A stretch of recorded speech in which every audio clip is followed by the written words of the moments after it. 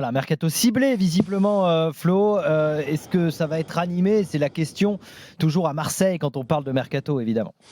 Bah déjà, ça peut être animé dans le sens des départs. Alors, c'est pas forcément dû au fait que l'OM doit vendre avant de recruter, mais malgré tout, c'est toujours mieux de le faire dans ce sens-là, même si on rappelle que l'OM a passé sans encombre l'obstacle DNCG. Donc, ça veut dire que voilà, Franck McCourt est solide et ce n'est plus une info. Hein. Il est vraiment derrière le club, donc l'OM peut naviguer pendant ce mercato, mais effectivement, pour ne pas que l'effectif soit surchargé, il faut d'abord peut-être se séparer de certains joueurs. Alors on peut les citer, hein. Il y a des joueurs comme Bamo Meïté ou évidemment Chancel Bemba qui ne joue quasiment pas ou pas du tout, puisque Chancel Bemba s'entraîne avec le groupe, mais il n'est jamais convoqué le week-end.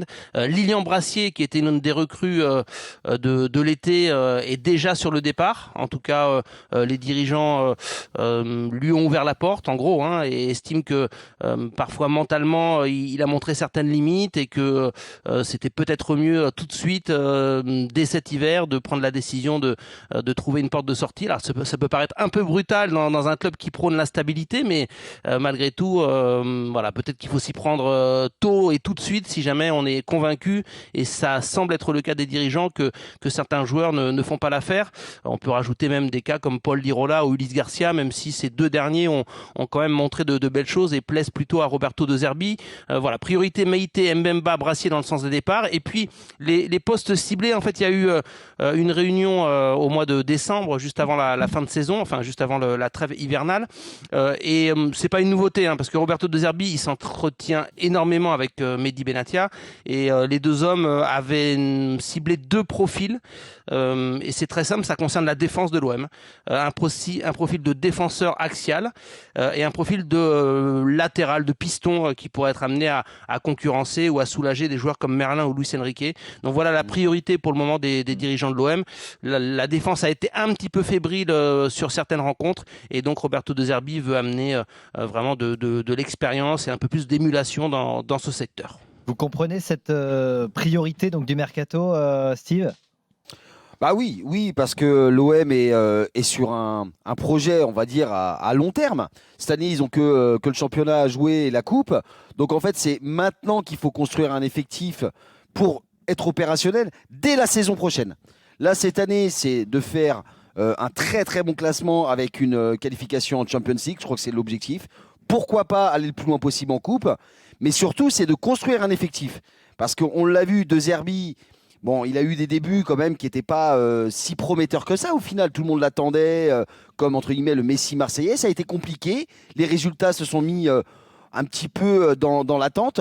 Ça a pris sur la deuxième partie de première partie de saison, pardon. En tout cas, sur novembre-décembre, ça a commencé à prendre. On a senti quelque chose. Ils se sont accrochés dans des matchs pas faciles. Ils se sont sortis de résultats très compliqués. Donc ça, c'était très bien. Ils ont réglé un petit peu le problème des résultats à domicile, parce qu'ils étaient plus performants à l'extérieur, comme s'il y avait une crainte au Vélodrome. Donc là, maintenant, c'est la deuxième phase du projet. Il y a eu de la communication.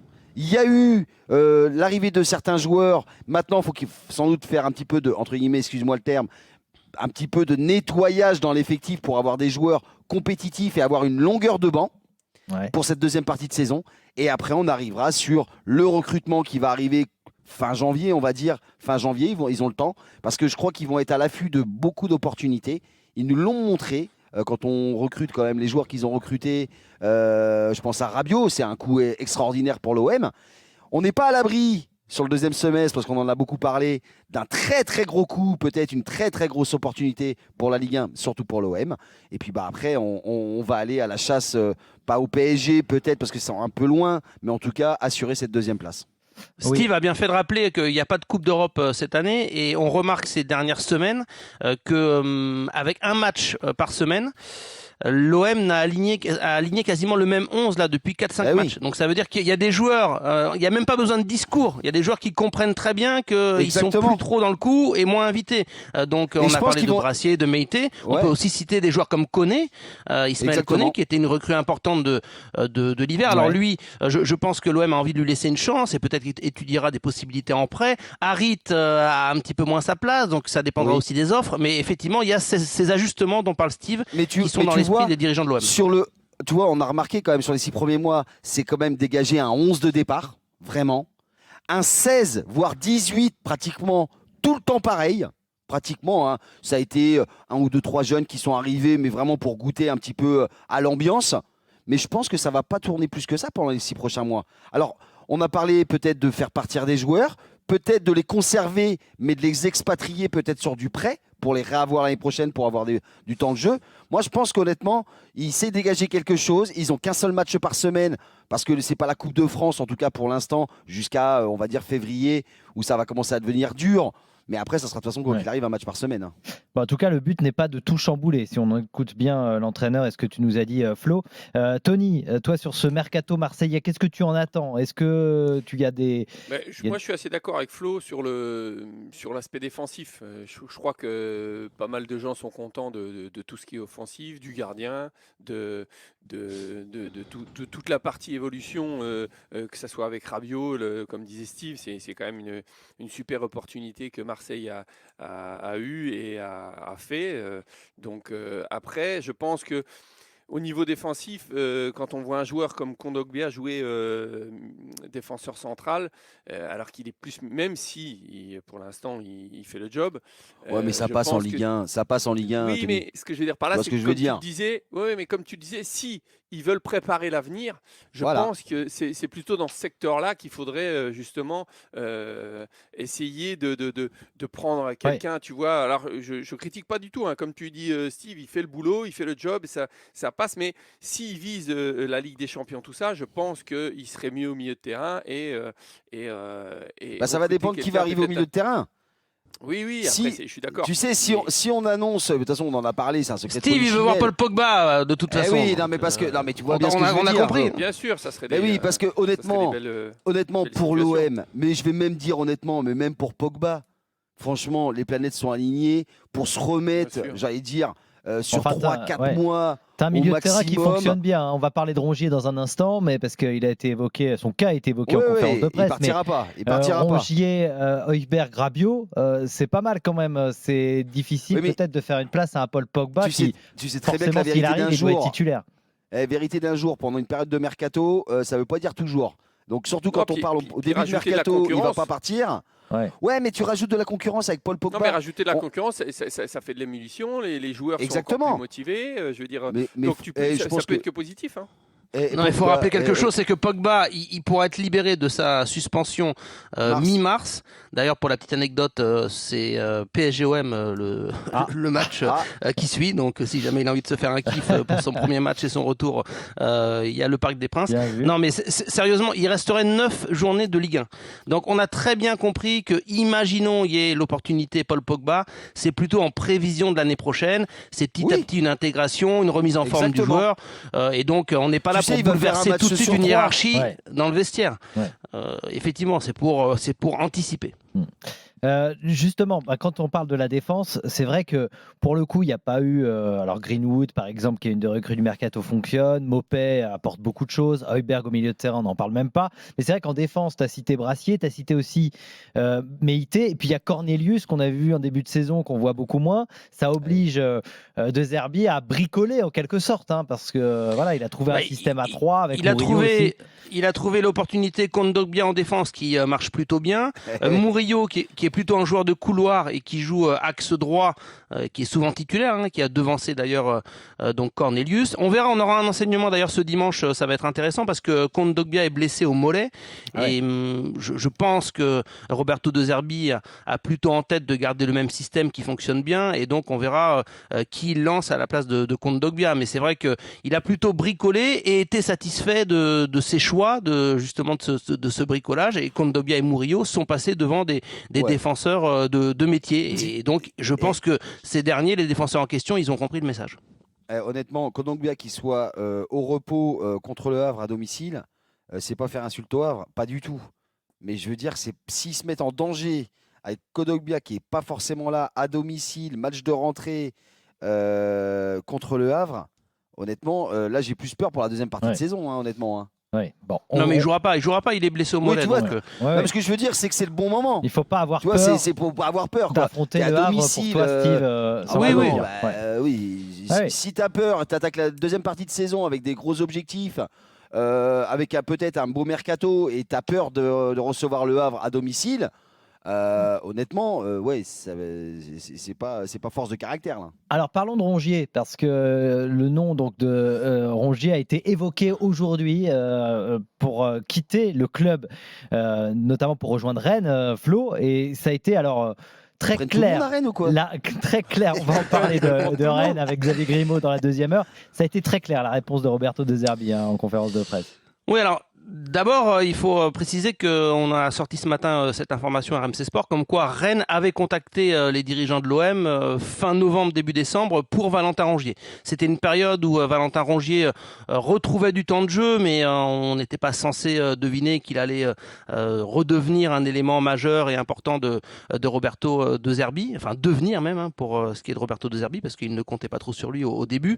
Donc il y a eu des échanges, ça on peut le confirmer, entre dirigeants, et surtout la volonté de Rodri Sampaoli de faire signer à Rennes un joueur qu'il a évidemment connu, qu'il a eu sous ses ordres. Au début, il ne lui faisait pas trop confiance, d'ailleurs, à Valentin Rongier, pour la petite anecdote, et ensuite il est devenu quasi indispensable à ses yeux. Donc Sampaoli voulait Rongier, veut encore Rongier, parce que d'après nos infos, l'entraîneur argentin ne désespère toujours pas de le convaincre, même si effectivement, du côté des dirigeants de l'OM, c'est un nom définitif.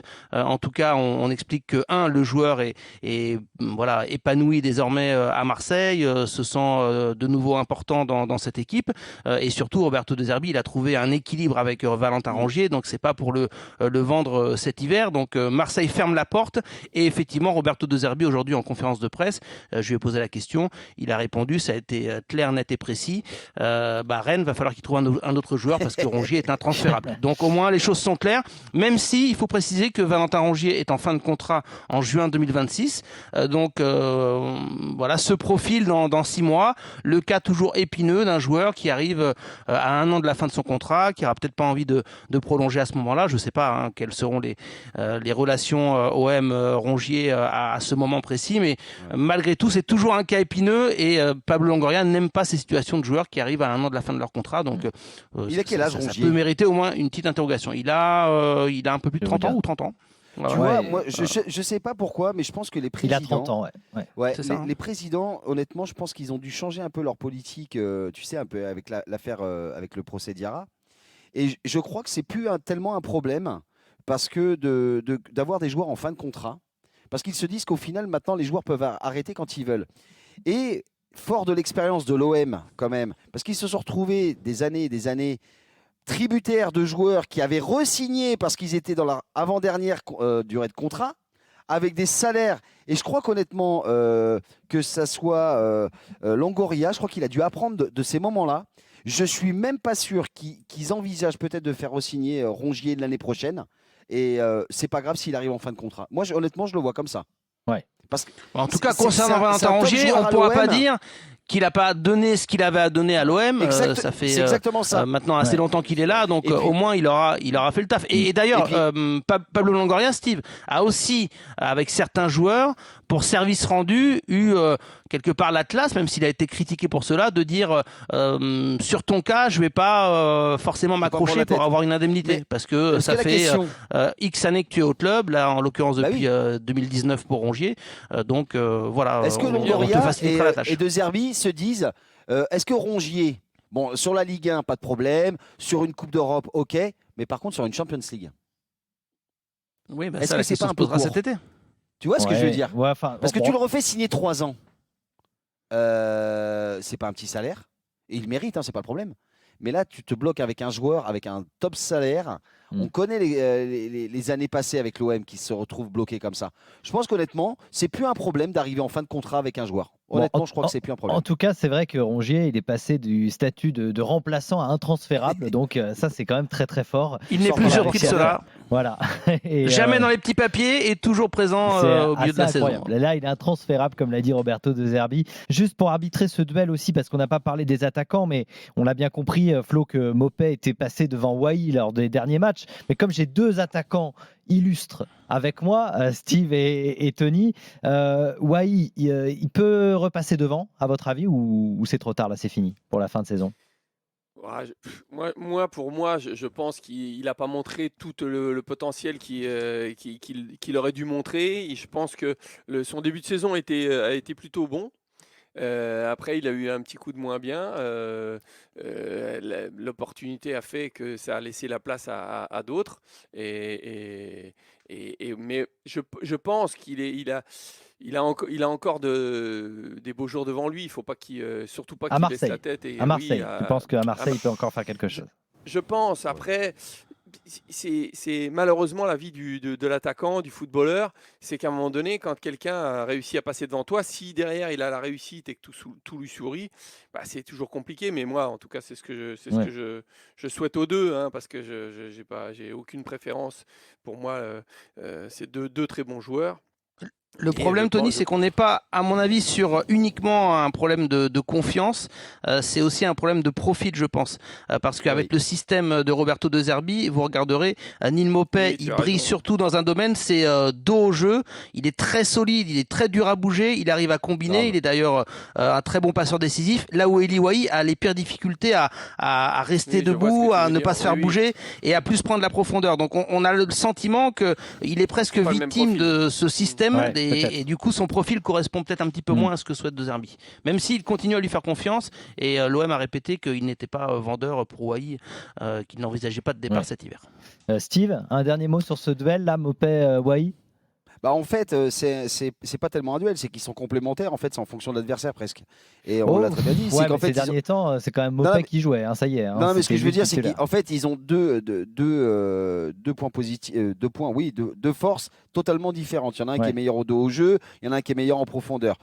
Bah, comme disait Tony tout à l'heure, et je mettrai une petite mesure là-dessus, c'est qu'il a fait un bon début de saison. Non, il a fait quelques débuts de bons matchs. Parce qu'il a fait quelques bons matchs. Il n'a pas fait un bon début de saison. Ça a été sur août et début septembre. Et puis après, on ne l'a plus vu. Mais il c'est a un petit bien peu à démarré, l'image de quoi. Il Lens. était bien rentré dans sa saison. Tu vois, c'est aussi un peu à l'image de Lens. Moi, je me rappelle avoir regardé pas mal de matchs à Lens. Il n'avait pas été convaincant plus que ça. Tu vois, depuis sa grosse Bah, saison qu'il avait faite. Oui, oui. Euh, Mais disons qu'il tu vois, il a pas été venait convaincant. derrière, il passait derrière Openda, Eh qui ouais, avait mais- fait une saison extraordinaire, tu vois. Et le Donc, problème, c'est donc que c'est tu sûr, vois, hein. quand tu arrives et tu es attaquant, tu passes derrière des Oui. grandes légendes. Ouais. Et tu passes tes buteurs, tu passes derrière des Jean-Pierre Papin, des Drogba, et puis j'en passe et des meilleurs.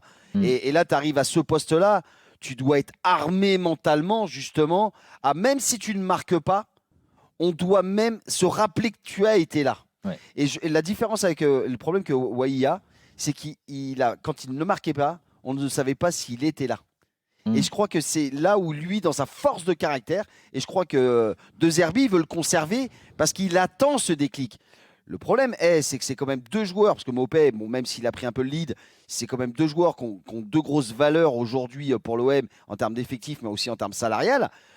T'es pas non plus aussi à l'abri, comme on est dans une construction d'un projet 2026-2027.